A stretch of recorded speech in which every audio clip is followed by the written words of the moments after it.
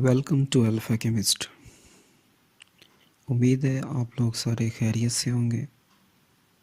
चलन जी, आज का टॉपिक स्टार्ट करते हैं। शुरू करते हैं अल्लाह के बबरकत नाम से, जो इल्म व दानिश का सरचश्मा है और तमाम उलूम व फ़नून का खालिक व मालिक है। Today we will learn about the some initial concepts of chemistry like element, symbols, valency. आज हम केमिस्ट्री के कुछ बुनियादी असूलों के मुतालिक पढ़ेंगे, जिसमें आंसर, अलामतें और वैलेंसी शामिल होंगे। Number 1, element. In the early ages only 9 elements were known which are given below. इब्तदाई दौर में, यानी कि जब साइंस की शुरुआत हुई या इंसान की इब्तदा हुई, तो उस वक्त सिर्फ 9 एलिमेंट से इंसान आशना था। ऐसा नहीं था कि जैसे आज के मॉडर्न दौर में 118 एलिमेंट्स जो हैं वो हम जानते हैं। ये एलिमेंट्स उस वक्त भी मौजूद थे, पर सूरत हाल ये थी क्योंकि उस वक्त साइंस का इल्म कम था, रिसर्च कम थी, इसलिए इंसान के पास जितना इल्म था उसके मुताबिक वो सिर्फ 9 एलिमेंट से वाकिफ़ था। वो कौन से एलिमेंट्स थे देखते हैं जी। Number 1, carbon. Number 2, gold. Number 3, silver. Number 4, tin. Number 5, mercury. Number 6, lead. Number 7, copper. Number 8, iron. Number 9, sulphur. ये वो एलिमेंट्स थे जिसके साथ इंसान का वास्ता पड़ा और इंसान इनकी खसूसियात भी जानता था, और उस दौर का इंसान इनका इस्तेमाल भी बड़ी अच्छी तरह जानता था। सो नेक्स्ट डेफिनेशन पे जाते हैं। तो डेमोक्रेटस नामी एक साइंटिस्ट था, फ़िलासफ़र था। पुराने ज़माने में उसने एक डेफिनेशन जो थी वो एलिमेंट के मुतालिक दी थी। तो उस डेफिनेशन को देखते हैं कि elements were the substances that could not be broken down into simpler units bye simple chemical reactions. यानी कि एलिमेंट्स ऐसी शय हैं जिन्हें आम कीमियाई अमल के ज़रिए तोड़कर सादा तर अज्जा में तब्दील नहीं किया जा सकता। यानी कि अगर आप एलिमेंट्स को तोड़ना चाहते हैं और आप उसको तकसीम करना चाहते हैं, तो ये आप आम कीमियाई रिएक्शंस के ज़रिए या आम केमिकल रिएक्शंस के ज़रिए नहीं कर सकते। ये पुरानी डेफिनेशंस थी। तो 19वीं सदी के एंड तक जो थे 63 एलिमेंट्स जो थे वो डिस्कवर हो चुके थे। तो उस वक्त तक साइंस का नॉलेज बढ़ता गया, तो उसके साथ साथ एलिमेंट के मुतल्लिक एक मॉडर्न डेफिनेशन जो थी वो मिली। तो मॉडर्न डेफिनेशन देखते हैं जी। वो कहते हैं it is a substance made up of same type of atoms. ये वो शय है जो एक जैसे एटम्स से मिलकर बनती है। यानी कि एलिमेंट में तमाम एटम्स एक जैसे होते हैं, मुख्तलिफ नहीं हो सकते, उनकी प्रॉपर्टीज़ सेम होंगी।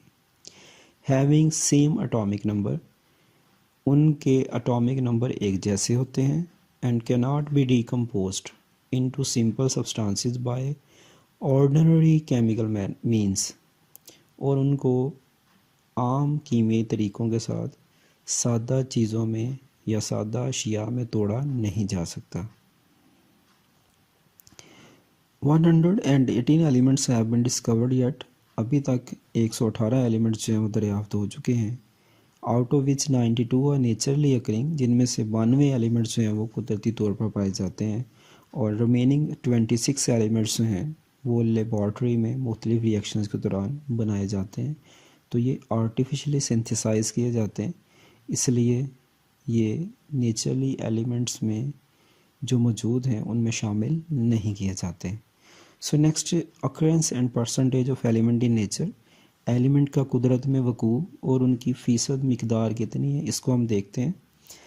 तो elements occur in nature in free और कंबाइंड फॉर्म। एलिमेंट कुदरत में आज़ाद भी पाए जाते हैं और कुछ मुतहद फॉर्म में, यानी कि कंपाउंड्स की सूरत में मौजूद होते हैं। जिस तरह ऑक्सीजन फ्री फॉर्म में भी मौजूद है, और ऑक्सीजन हाइड्रोजन के साथ कंबाइन करके वाटर की सूरत में भी मौजूद है।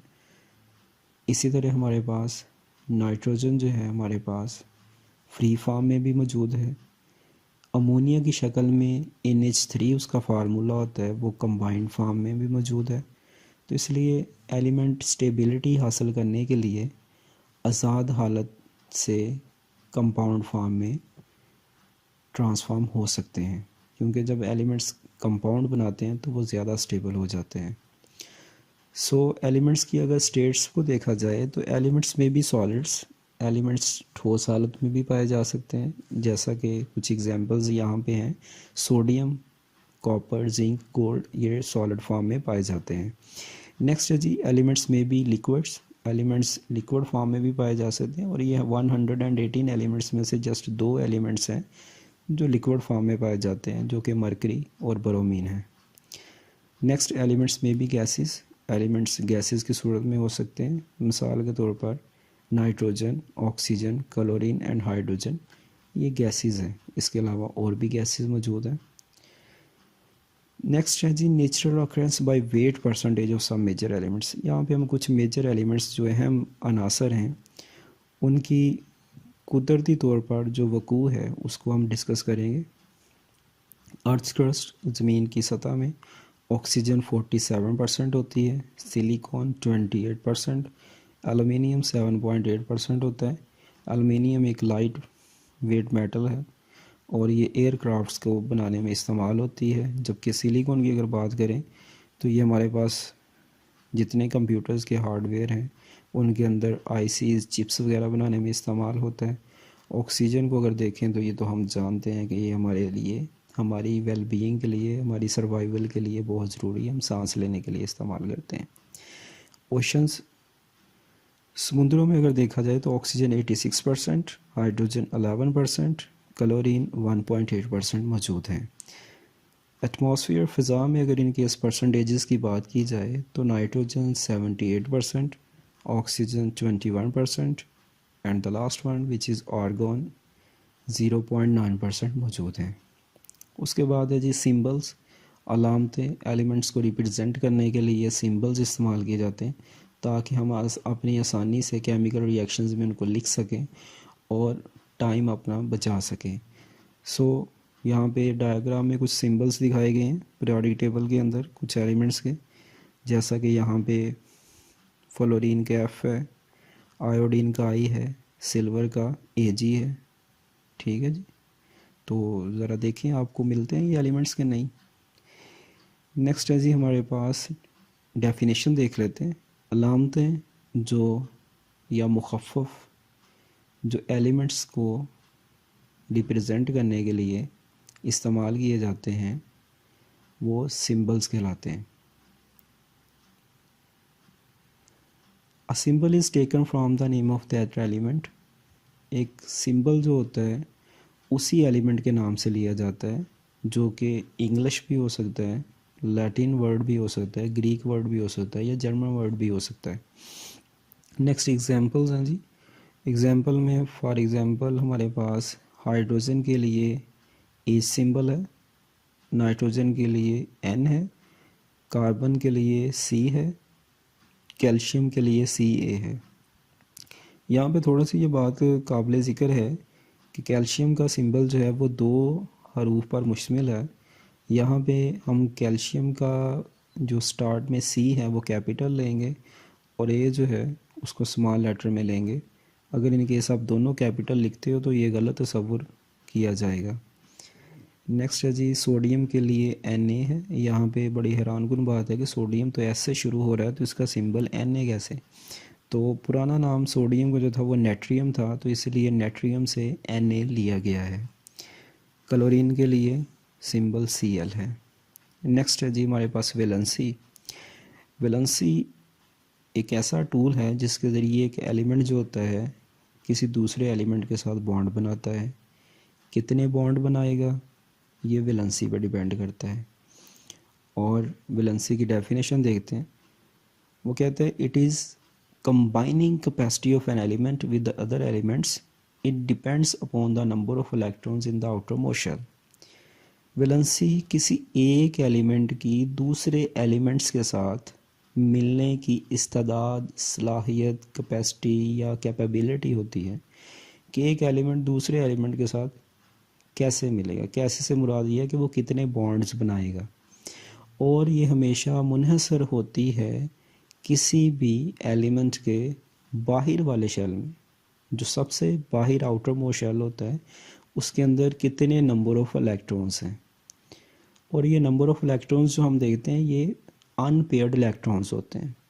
अनपेयर्ड इलेक्ट्रॉन्स वो वाले इलेक्ट्रॉन्स जो कि वहाँ पर जोड़ों की शक्ल में मौजूद नहीं होते।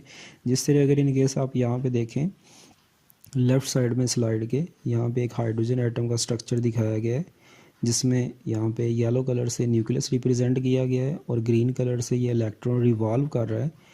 तो यहाँ पे हाइड्रोजन में वैलेंस शेल जो है उसके अंदर जस्ट एक अनपेयर्ड इलेक्ट्रॉन होता है। वैसे भी हाइड्रोजन में एक ही इलेक्ट्रॉन होता है, तो इसलिए इसकी वैलेंसी क्या होगी, 1 होगी। तो एग्जांपल्स देखते हैं जी। तो जैसा कि पहले बता दिया कि हाइड्रोजन की वैलेंसी 1 है। इसी तरह नाइट्रोजन के आउटर मोस्ट शेल में 3 इलेक्ट्रॉन्स होते हैं, इसलिए इसकी वैलेंसी 3 होगी।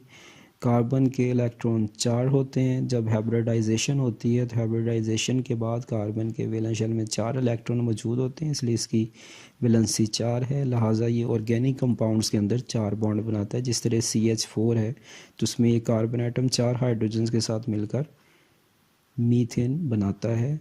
कैल्शियम के आउटर मोस्ट शेल में 2 इलेक्ट्रॉन होते हैं, इसलिए इसकी वैलेंसी 2 होगी। इस तरह आपके पास सोडियम की वैलेंसी 1 होगी और क्लोरीन की वैलेंसी भी 1 होगी। नेक्स्ट है जी वेरिएबल वैलेंसी। वेरिएबल वैलेंसी होती है तब्दील होने वाली valency. Some element show more than 1 valency. कुछ एलिमेंट्स एक से ज़्यादा वैलेंसी जाहिर करते हैं, मतलब जब वो बॉन्ड बनाते हैं तो वो कभी कुछ वैलेंसी शो करते हैं और कभी कुछ करते हैं। इसको हम एग्जांपल में समझेंगे। It depends upon the number of electrons in the outermost shell. ये भी बाहर वाले शेल में मौजूद इलेक्ट्रॉन्स के ऊपर ही मुनहसर होती है। तो एग्जांपल में इसको समझने की कोशिश करते हैं जी। फॉर एग्जांपल आयरन है, आयरन वेरिएबल वैलेंसी शो करता है। In ferrous sulphate FeSO4 the valency of iron is 2। Ferrous sulphate जो है FeSO4 होता है और उसमें आयरन की वैलेंसी 2 है, यानी कि यहाँ पे ये सल्फेट आयंस के साथ बॉन्ड बनाने के लिए अपने 2 इलेक्ट्रॉन्स इस्तेमाल करता है, इसलिए इसकी वैलेंसी यहाँ पे क्या है जी 2 है। जबकि in ferric sulphate Fe2SO4 thrice the valency of iron is 3। पर जब ये सल्फेट आयंस के साथ अपने 3 इलेक्ट्रॉन्स इस्तेमाल करता है तो इसकी वैलेंसी 3 होती है और इस कंपाउंड का नाम फेरिक सल्फेट होता है। तो यहाँ पे देखेंगे एक सल्फेट आयन के साथ आयरन ही रिएक्ट कर रहा है, मगर वो 2 तरह के फिनोमिनास यहाँ पे ऑब्ज़र्व हम लोग कर रहे हैं, जिसमें आयरन कभी 2 वैलेंसी शो कर रहा है और कभी आयरन जो है वो 3 वैलेंसी शो कर रहा है। तो इसको हम वेरिएबल वैलेंसी कहते हैं जी। ये था आज का लेक्चर, और इसमें अगर कोई मसला आए तो आप हमें कमेंट्स के अंदर बता सकते हैं। हम आपका पूरा मसला हल करने की कोशिश करेंगे। तो मुझे इजाज़त दें। अगर आप हमारे चैनल पर नए हैं तो प्लीज़ चैनल को सब्सक्राइब करें और बेल आइकॉन को प्रेस करें, मज़ीद आने वाली अपडेट्स आपको आसानी से मिल सकें। तब तक के लिए अल्लाह हाफिज़।